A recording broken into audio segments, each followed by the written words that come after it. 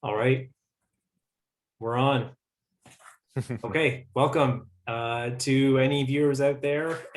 And this is another coaching conversation. And today we're talking with wellness coach Brian Sison. Brian Sison has been in the industry for at least 13 years that I know of, and perhaps longer.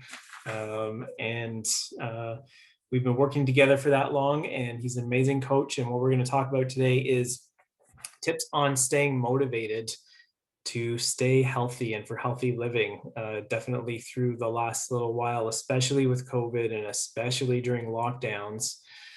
It can be really easy to get in a funk, and it can be really easy to let healthy habits slide. And so what we want to do is just maybe share our experiences and give some tips on how to keep your motivation up and keep those healthy habits up. Yeah, and that's it. So welcome, Brian. And yeah, so I mean, it's been what, a year and a half of COVID or longer, and almost that much as lockdown. And us as wellness coaches and working in an industry that's been hit pretty hard. We've probably gone through our own struggles, but somehow we make it through. So I don't know, is there anything that you would like to share with people in terms of maybe your own experiences that you've noticed where maybe you kind of fell off the wagon for healthy living habits, and how you sort of pulled yourself back up, or anything like that? Oh yeah, for sure, Dave. I think, and I'm really glad that you're hosting these kind of conversations, because I think in terms of falling off the wagon, everything took a nosedive, just like it did for everyone else. When I talked to everyone, fitness fell off the map for everyone. I think people had an uptick in emotional stressors within their home relationships with their kids. Everyone, I can speak to people who had kids at home while trying to navigate through work. Tons of people who lost their jobs that I knew, or had temporary suspension, like within our industry of employment. And the ability for people to stay motivated on all of what we would call wellness, taking care of yourself, self-care, and even a mutual self-care of others. We went, many of us, and I can speak to myself, went into survival mode, where it was just trying to overcome fear, trying to overcome frustration, that fight or flight response, and to get back to what I would call the resort life that we had before, that we took for granted, where you could constantly like rest, digest. Like you took naps, you ate food with others and enjoyed it, right? You took Yeah. you took for granted that you had laughter, right? In a shared room. We all held our breaths. How was it for you? Yeah, I mean, I think for me the first thing was shock, because it happened so quickly. It's one day I was working, and then all of a sudden you're not, and you're used to being a certain way in a certain vibe in a certain rhythm for so long, and then all of a sudden that's cut off. It's like a part of your identity just is wrapped up in that way of being, and then when that's gone, it was just like, I remember floundering. That was my first response. I felt lost, I felt confused, and I just floundered, and my mind was like, what am I supposed to do now? Like what do I do? And not even like that, it's like, who am I? And so yeah, I mean, there was definitely a lot of sort of yeah, just feeling lost initially when the lockdown happened. So I mean, I think you and I are in a bit of a, when it comes to wellness and self-care, that's always been sort of a priority for us. And I think where we benefit is that because we've been doing it for so long and helping people for so long, there's sort of an autopilot built into us, Oh, yes. where when we fall off, if we're up here, we fall down, but we fall down to here. But not everybody has that, and some people are already here. When they fall down, they fall down even more. So I think we have maybe a bit more of those habits ingrained into us, but we still fall off, and we figure out ways to to work around and get back to the standard that we uphold ourselves to, right? So we can be the example for other people, Mhm. for sure. So, I mean, I think for me, one of the things that helped me in terms of my own practice was knowing my early warning signs of when I fall off the rails. Mhm. Because, like, knowing myself, there's a level of, it starts off as boredom, and then if I fall down, it goes into procrastination. And then if I fall down a little more, it goes into apathy. And then if I go way down, I can get pretty depressive, right? And so there's a scale that I've become aware of my own habits and my own patterns over time.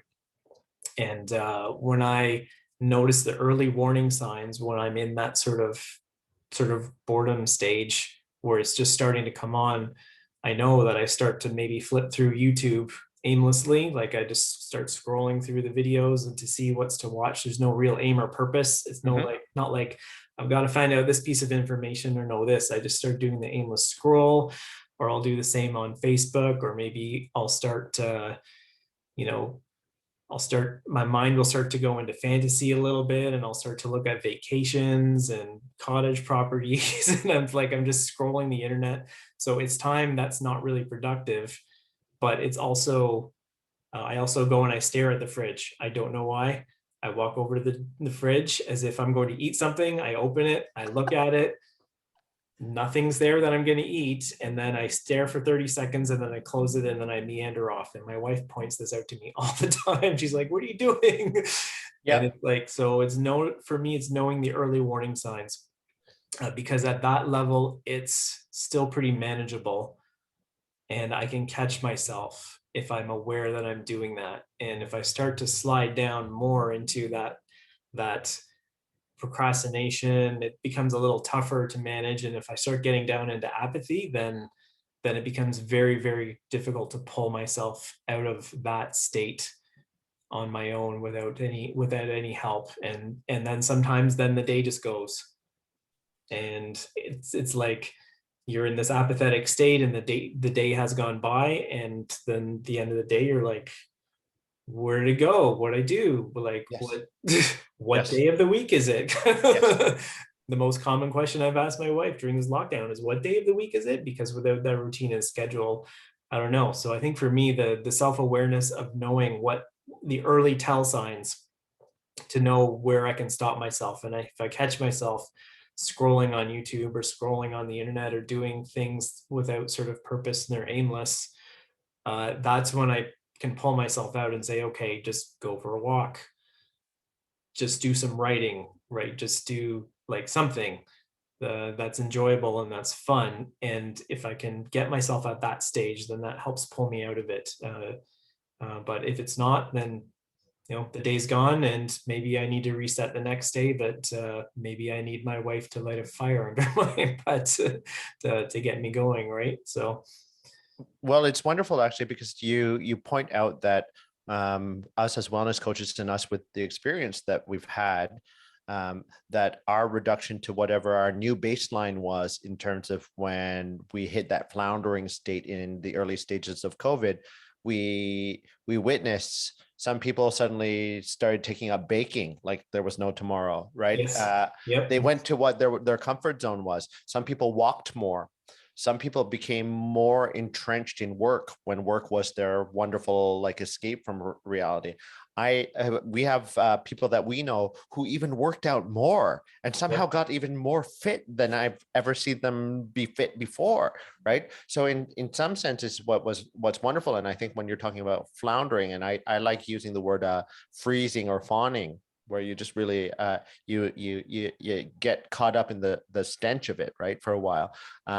That whatever our baseline is will actually set up the tone for how we emerge out of it on the other side of this ongoing pandemic, yeah, right? for sure, yep, exactly, yeah, For sure, where you said when you hit apathy, that's the dangerous zone, right? I skimmed apathy, and I even dipped more than the toe into the water of apathy. And then fortunately, I had enough what we would call the habits that were stacked up through the years, equivalent to brushing my teeth and flossing, right, on a regular basis, where the walking started more often, the baseline, like even if it was just regular stretching or regular breathing or things that became your grounding points, they were habits that were accumulated over multiple decades of practice, right? And in a way, from a survival point of view, to build the resilience and maybe perhaps to help with the building motivation again for people, it's for people to look back at what was their baseline response and how can they own that baseline response so it doesn't hit what you talked about as apathy, right? Yeah, exactly. Yeah. And definitely what you talked about there in terms of owning where you are at. Because I don't think it's tough to change habits if you cannot be reasonably honest about where you are with your habits, right? You definitely, if there's something, it's you can own something without being self-critical or self-judgmental about it. It's not the same thing as self-punishment, right? Because some people will, when you get into those sort of darker states of mind and being, and then they start to take over, sometimes it's the self-judgment that keeps you down there. And you don't want to get to the point where things feel pointless or hopeless, but sometimes it's just the self-judgment. You just get this weight of self-judgment where you're okay, it's been a few weeks now and all I've done is sit on the couch. Yeah, you're in a room full of smelly socks and all you have to do is do the laundry, right? Like or sweep the floor because everything's dusty, right? Like but you have to get to that tipping point, right, where you go, oh yes, there's this thing that I have to do, and then the more that you do it, then suddenly you start feeling better again. Right. Yeah. So I mean, do you have any specific tips that you kind of use with your clients, or techniques that you use with your clients, or even just yourself? Yeah, or common advice that you give your clients that you find sort of repeats on a broad scale and applies to more than just one person?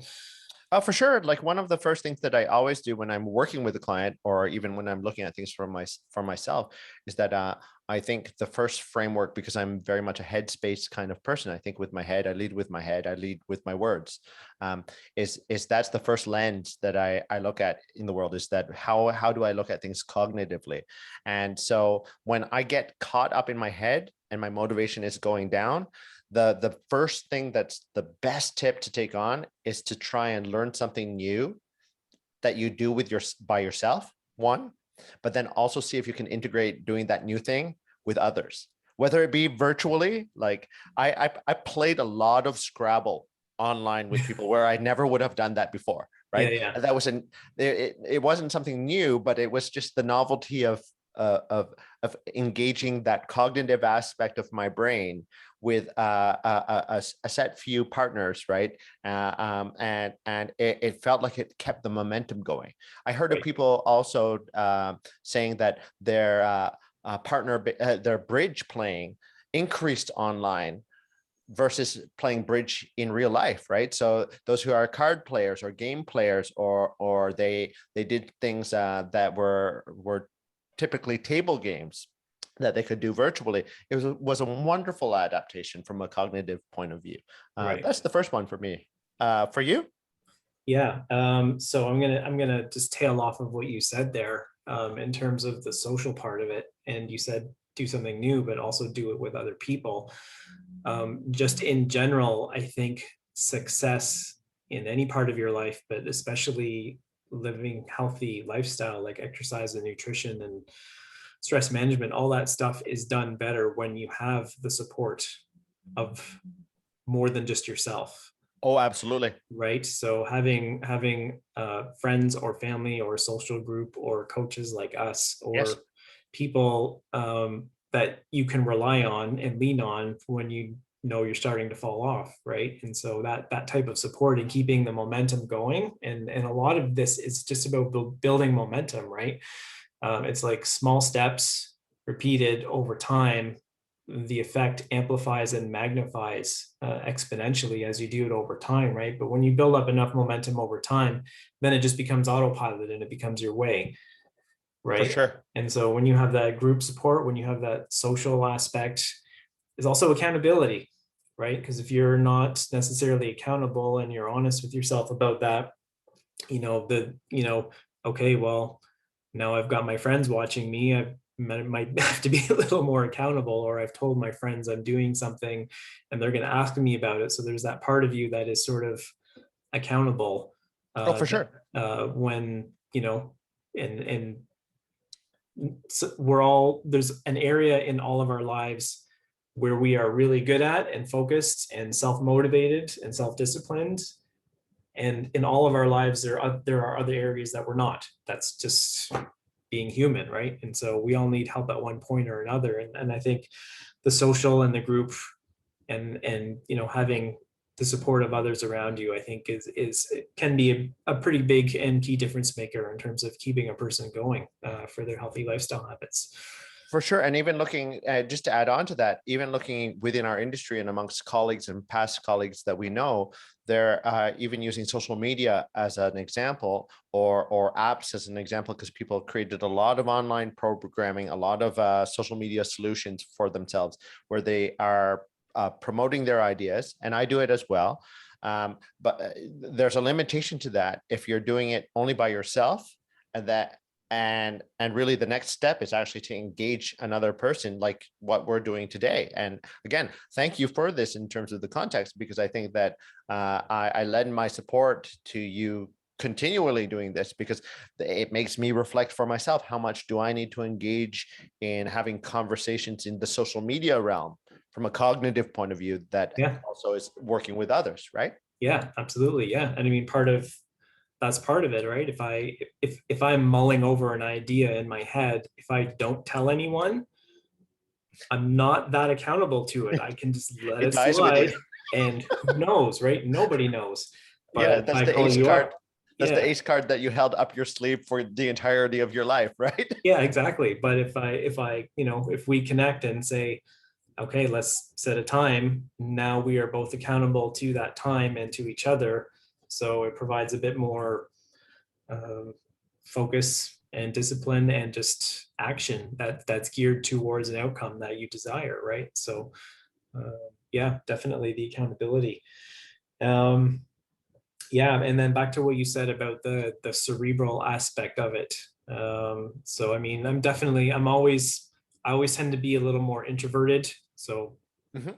one of the reasons for me doing this is just helping to like express at a level greater than I was before. But the cerebral aspect, I think, for a lot of people is where they have to do the battle, uh, and Oh they yeah. have to do the battle in and against their own mind and against their own head, Oh yeah. so to speak. Because when you start to slide off, like we said before, there can be self-judgment, there can just be self-doubt, the self-criticism, there can be, all that stuff, the procrastination, and all of that comes from your own head. Like those And thoughts exist there, and they are sort of arising from not, just feeling pretty low, but having sort of skills and techniques to be able just to cope with that.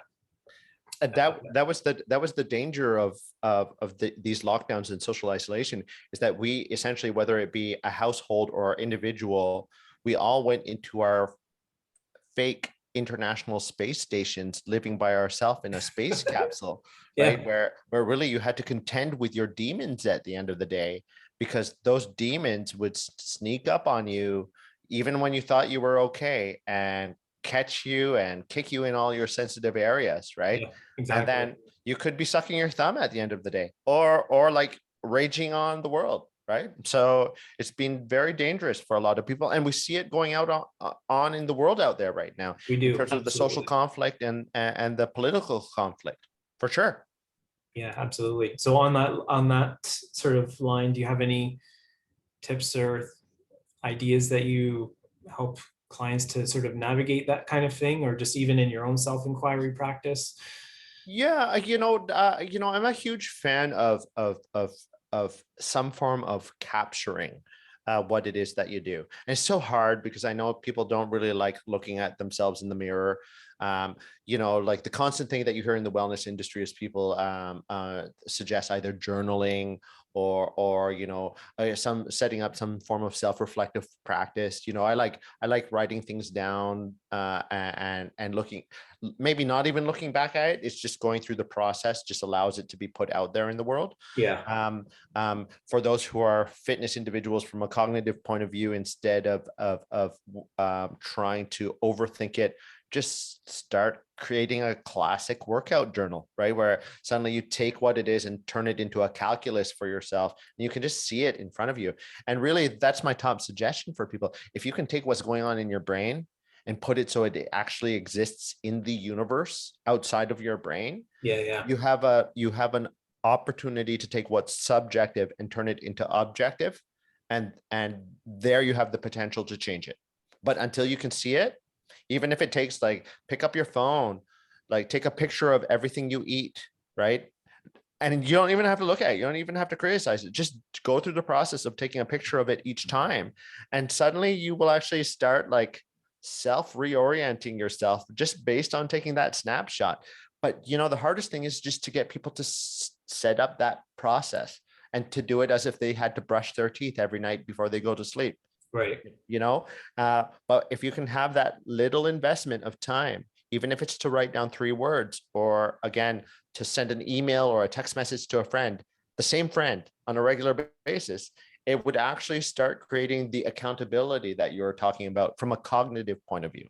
Yeah, for sure. And I think it's when you get sort of stuck in your own mind and just the whirling train of thoughts, if you really follow them, a lot of the times they're just all over the map. Like, sometimes maybe we obsess on one thing or another, but they're all over the map. And like you said, just getting it out in some form or another, that just clarifies and crystallizes what exactly is going on in your head. And even for some people, if they're not into journaling, it's just chatting with someone, right? Just having someone to talk to. Yep. So because having that perspective of someone who's not sort of, you can be inside the problem or you can be outside, not even the problem, but inside the issue or outside the issue. And if someone's outside the issue looking in, they can often see ways and things and perspectives that maybe you can't see when your head is just sort of spinning. Yeah. And then the other top one for changing cognitions that need to change, right? Like if you get caught up in your head, is just change the scenery around you. Yeah. Sure. I mean, I know that you're a big nature lover, right? Like I change where I walk. I change the destination sometimes, even though I stay more in the city, but like just change the scenery around you. Yeah. Sit on a different park bench if you like sitting on park benches. Find a different location, and then suddenly things will become a little bit more objective because you don't get caught in your head again. It grounds you. It does, yeah, for sure. And I think for me is I always have a sort of a motto, which is breathe it out or burn it off. And when things are starting to come up in terms of the head, my mind is catastrophizing futures where I'm, I don't have a job and I don't have any money, or if it's whatever, if someone I love is going to get COVID and go to the hospital or something, whatever those types of thoughts arise, that can add to the weight and keep you in some bad habits. Is when it's starting, if I can catch it, if I catch it at the early warning signs, I find deep breathing really, really helps. I've used deep breathing as a tool to help manage my own self through anxiety and depression. But just when you do deep regular breathing, that is something that just settles the mind. Just naturally calms it down. So if it's deep breathing, that's good. And then if it's too much, then burn it off is the answer. And then it just builds up a charge in your system. And for me, then I just go move. I go for a walk. Like you said, I go in nature, something that's grounding, but something to sort of burn off the excess worry or anxiety. Or it's a tough, sometimes you have to have enough self-awareness to know whether you are physically fatigued or have the emotional weight. Because if I'm physically tired, then I just take a nap and I'm fine and I'm refreshed, right? But if I'm emotionally weighed down, movement actually helps unload that, right? It definitely releases it from the body, for me anyways. That was perhaps the hardest thing about the lockdown in the multiple waves and the extended lockdowns here in Canada that we've experienced, particularly in Toronto. That was the hardest thing for me. I'm a type, type A to triple A physical type individual because fitness is part of my life, but movement was a big part of my life. Yeah. And then when we went into lockdown with masks and distancing from people, what really became hard was the catastrophizing that you were talking about in terms of things hit full catastrophe. Yep. Suddenly I couldn't go to a gym anymore. I couldn't even, like, it wasn't even my workplace, right? In terms of a gym environment, I couldn't be at a gym to be around a bunch of people and exercise, right? Suddenly I couldn't do things like attend a concert, the all of the things, or sit in a restaurant indoors with people, including my family, like who live in different households. And so emotionally, everything became charged all of the time. And so for me, like the solution for that took a lot. It took a longer time coming. It was a huge delay, but I'd say about the 8-month mark for me, from where it started March 2020, and then 8 months later, finally I realized that if I couldn't get my life back according to the way it was before, I had to create simple versions of simple experiences of the things that I appreciated, and just accept and shrug my shoulders that I didn't have what I had. Yeah. But I had this mini version that was like my micro spa retreat version of what it was that I Yeah. had before. Excellent. Yeah. And Yep. and start relishing in it, even if I didn't use it as much as I did before, but just relish in it in a way that discover the joy of it, even though it was the simple rudimentary version of it. Yeah. Fantastic. I actually had that on my list as well, Oh, nice. which was celebrate the small things, like really celebrate them. Like a small thing, like even just going out for, like, for me, going the first time I went out for a hike out of the city, I was just like, this is the most amazing thing ever, right? It's just like the small things mean a lot more than I think, and then I think we take them for granted when we're in our busyness and daily routine. Oh yeah. So really being grateful and appreciating and celebrating those small things, I think really helps. I mean, just as a last on my end, like I'm a lover of dogs, and I've been a lover of dogs my entire life. And I bought a COVID puppy, right? Like I am the stereotypical person who increased the puppies in the city of Toronto, right? Yeah. Um, but the wonderful thing is that the innocence of a puppy's life actually made me forget everything else in the world. Like when the puppy has to go outside, I have no choice because the puppy will let me know, right?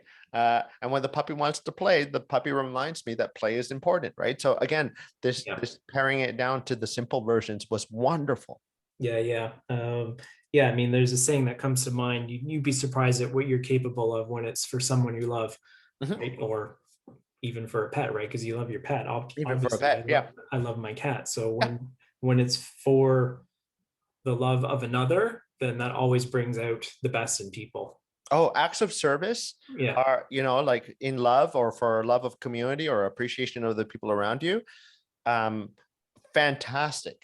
And for those who had more of an isolated scenario where they don't have immediate loved ones around them all of the time, Yeah. um, uh, that touching apathy could have been really easy. And I actually, amongst those who I know who live by themselves, they actually escaped more into work, but maybe they were letting the powers that be of the way the world is oriented, which is work oriented, right?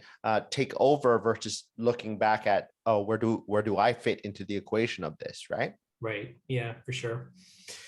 Um, all right. So what's your take? What can you maybe talk about the filtering of information and how much that affects people in terms of their mood and their behavior? Because we still have to be connected with the outside world and kind of know what's going on, but at the same point, too much of bad news is just, it can crush someone. It Right. can be a soul crusher. What's my take on it? I know what my solutions were for it for me at the end. I actually turned off everything that was television that was nonfiction. One.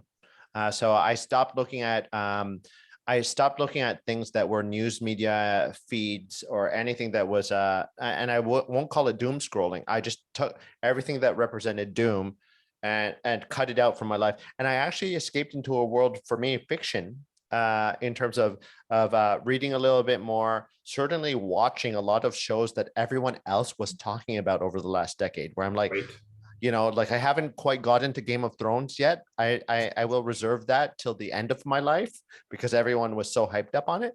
But Yep. but one thing I did do was that if I wanted to engage in the media, in terms of the stuff that represented doom or negative or all of the suffering that was going on in the world, I actually tied into something much more simple. I put the earbuds on and listened to news reports and news podcasts on my phone while going out for walks. And actually, what was wonderful is that I had an investment of something that was very objective about what's going on in the world from a news perspective and media perspective. But I also tied it back to I'm going to own how I listen to it. And so once or twice a day, I go out for a walk and I hear what's going on in the world, right? But I'm still going for a walk. I'm still taking in the sunshine. I'm still taking in, like even scenarios where it was a wonderful summer this year, taking the shoes and socks off and walking the grass, right? Like anything it took to just be outdoors and still be able to take in what was going on, right? Yeah. So I had that responsibility for myself, but at the same time, it was just like under my terms and in a way where it was still nourishing for myself as opposed to depleting. Because upfront, when the pandemic hit, it would have been March 2020. And when we went into lockdown, we were still on the tail end of winter. And it was scary, and we didn't really, many of us and some people that I know still to this day haven't really fully emerged.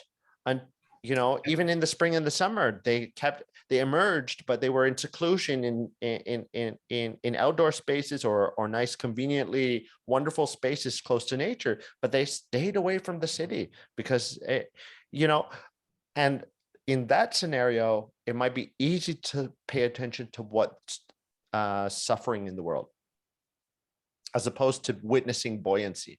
Yes. Yeah, for sure. So yeah, I think what you said there about recognizing the theme of the story is key. And what you said was any story that was doom, right? Because I think we get caught up on a lot of what's happening a lot is just the polarity that we see, right? Is there's a story, something happens, and then everybody polarizes far to the right or far to the left. And that just creates a lot more problems, more stress, more drama from both sides. Like now, if it's not enough that you're catastrophizing that everyone's going to die from COVID, now the other side is catastrophizing all the freedoms that you're going to lose from getting a vaccination. So now Yes. you're just getting hammered from both sides about Yes. doom and gloom.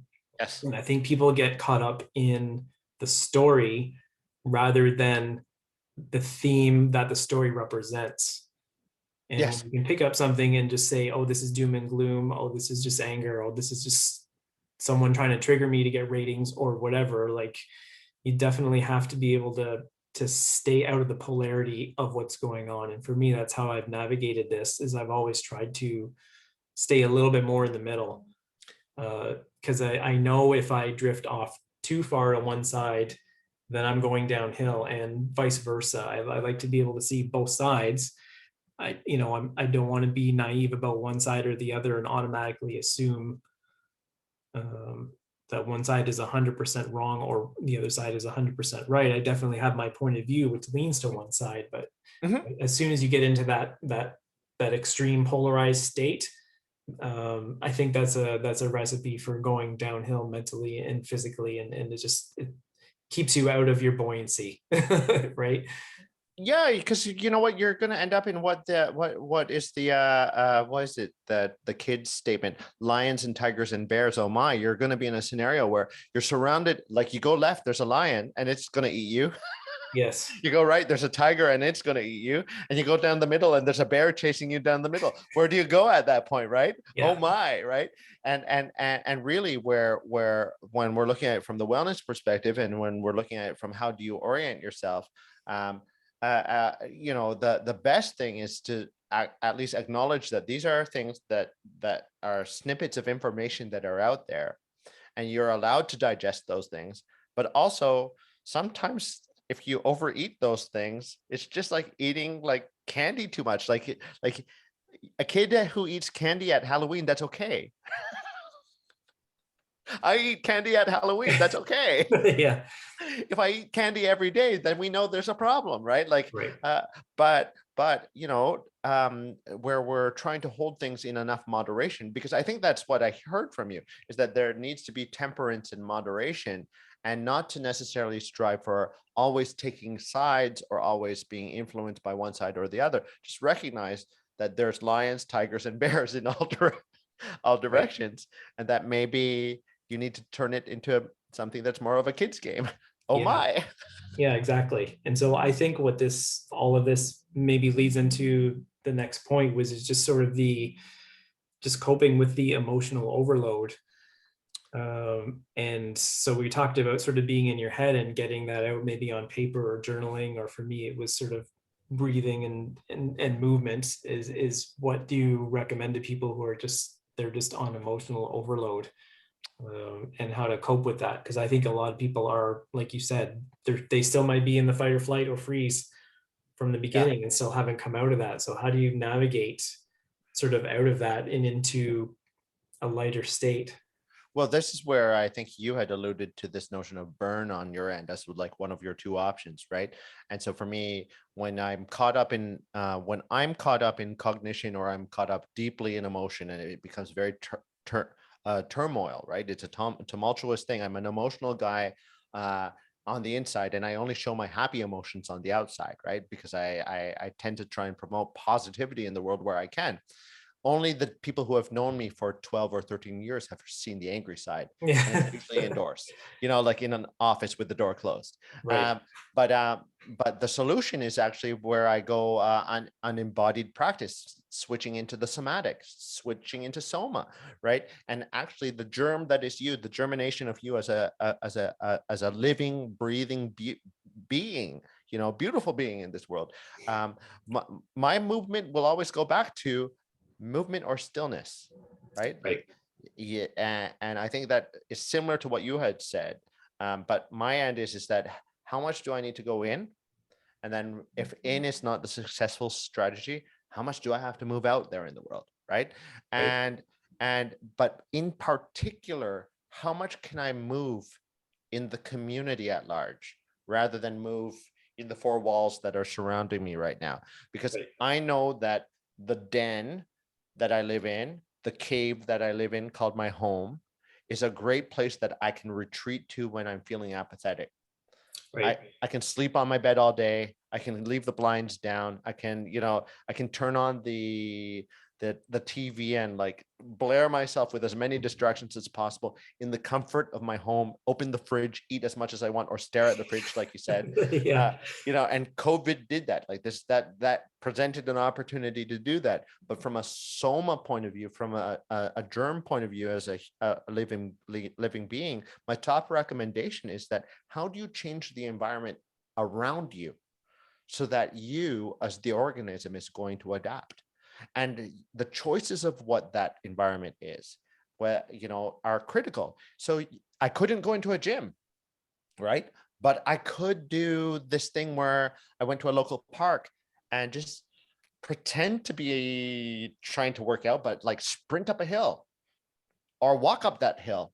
And then when I got up to the hill, just like the boulder rolling up the hill, all right, I got up to the top, walk down again, and then repeat, right? Right. And something about that, which is almost like a ritual of soma, helps to be much more of a invigorating or charging experience, as opposed to what you alluded to, the things that can deplete you. Yeah, sure. And I think it's because of all the emotional stress, whatever someone's going through. I mean, this whole pandemic has triggered our individual stressors. Whatever comes up for us is not going to be the same for another person. But in the end, I think, and especially food, right? I think uh, managing the emotions, I think for a lot of people, food becomes the medication. Mhm. or the sedation or whatever it is, right? I mean, wine is a depressant, so that brings you down if you're Mhm. feeling anxious or too wound up about things. So food has definitely effect on our physiology and our mood. But I think the first thing is to recognize when that is starting to get out of control as a coping mechanism, right? And many people use food as a coping mechanism. And there's so many other ways to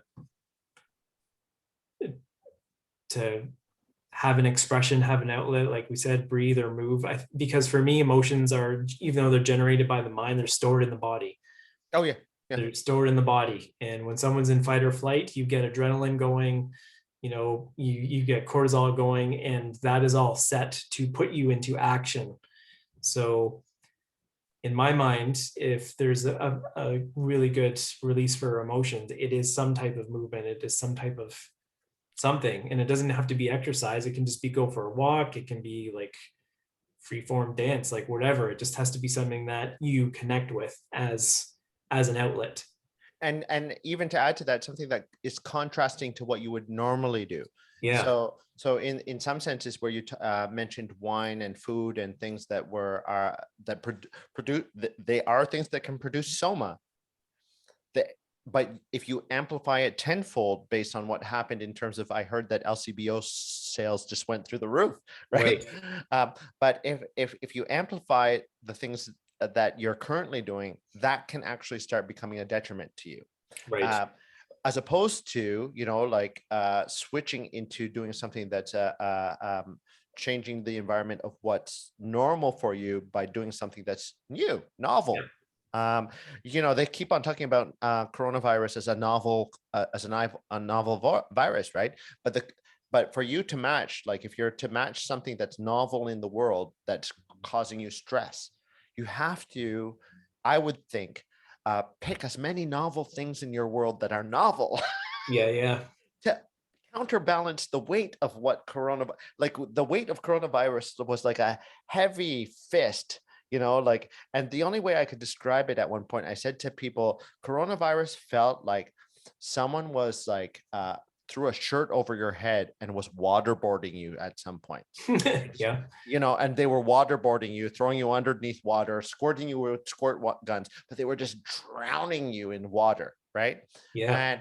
And for you to overcome that, you would have to be able to come up with something that was at least reasonably proportional to represent novelty that would be investing to kind of counter that positive versus negative, right? Right. Yeah, exactly. Yeah. There's a mindful tip that I use. It's just called the Crucible of Reversal.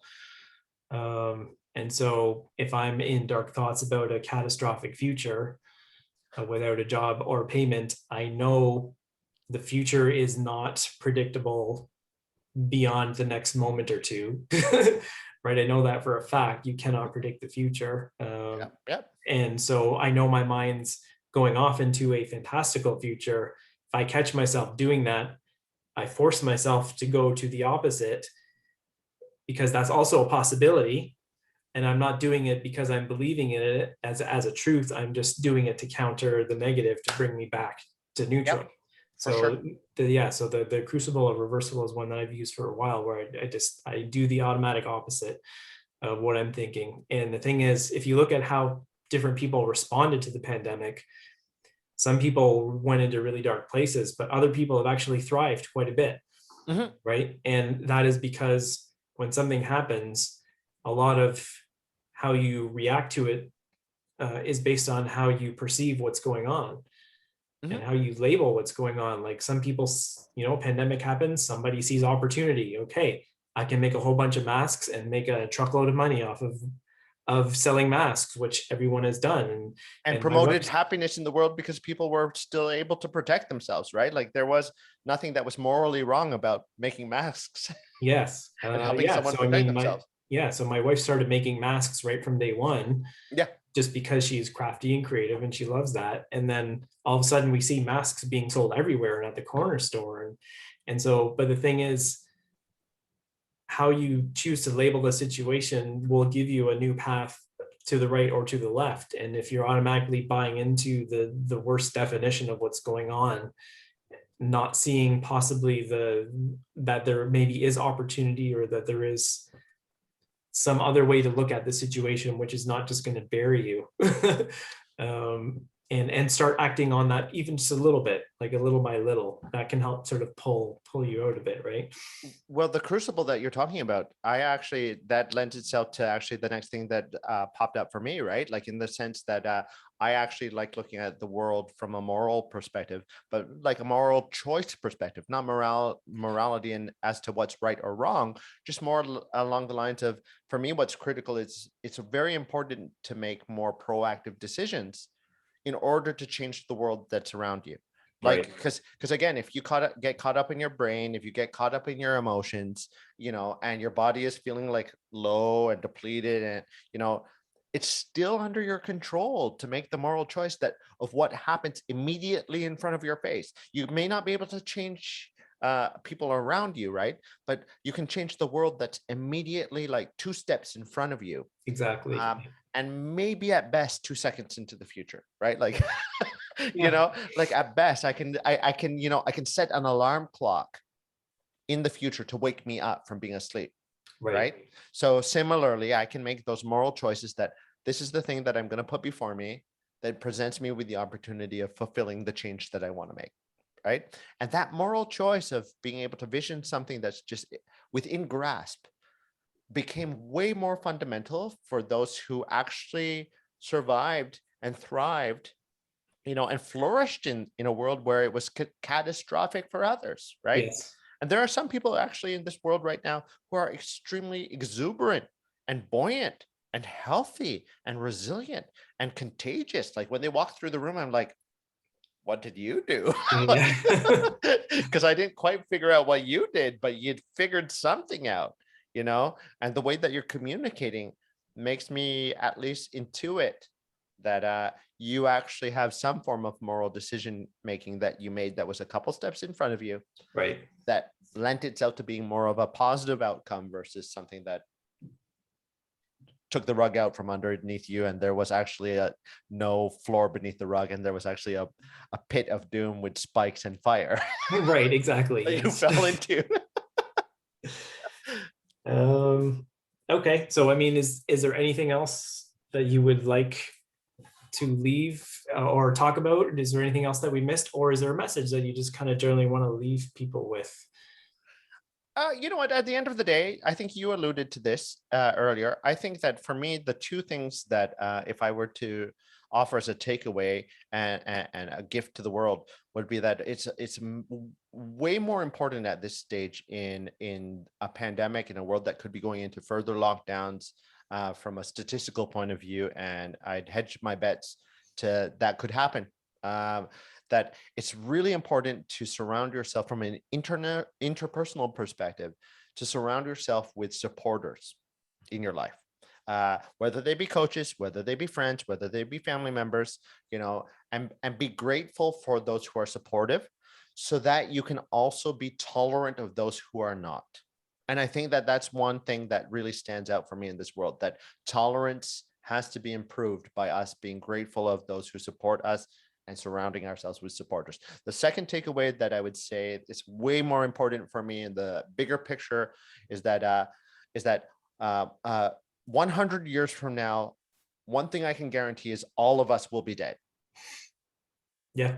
So our obligation within the time that we have, wherever we are in that 100-year spectrum for ourselves, is to connect to the tapestry of what's spiritual and meaningful.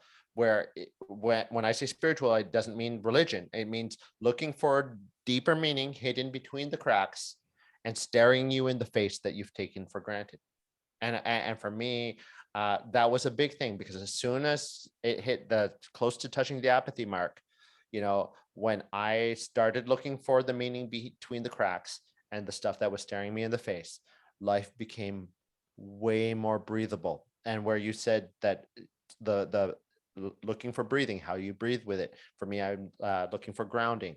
All of a sudden, that interpersonal, that spiritual connection, the tapestry that's out there becomes way more important than everything else that it's just temporary anyways. Yeah, it is. Yeah, it's all about the connections that we build, right? And keeping those connections strong.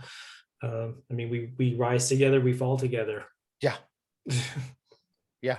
Yeah. So I mean, I think for me, it's always my message is definitely make self-care a priority. I mean, Or- that is what I do for a living. That's what you do for a living, Mhm, right? mhm.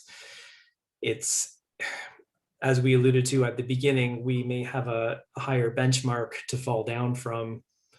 So, if our vitality is eight out of 10 or 9 out of 10, we can slide down. We've got a little bit more room to slide before we pull ourselves back up. And a person's vitality and their energy affects everything. It affects your mood, it affects your state of mind, it affects what actions you take or don't take. But it affects how much energy you have to cope with stress.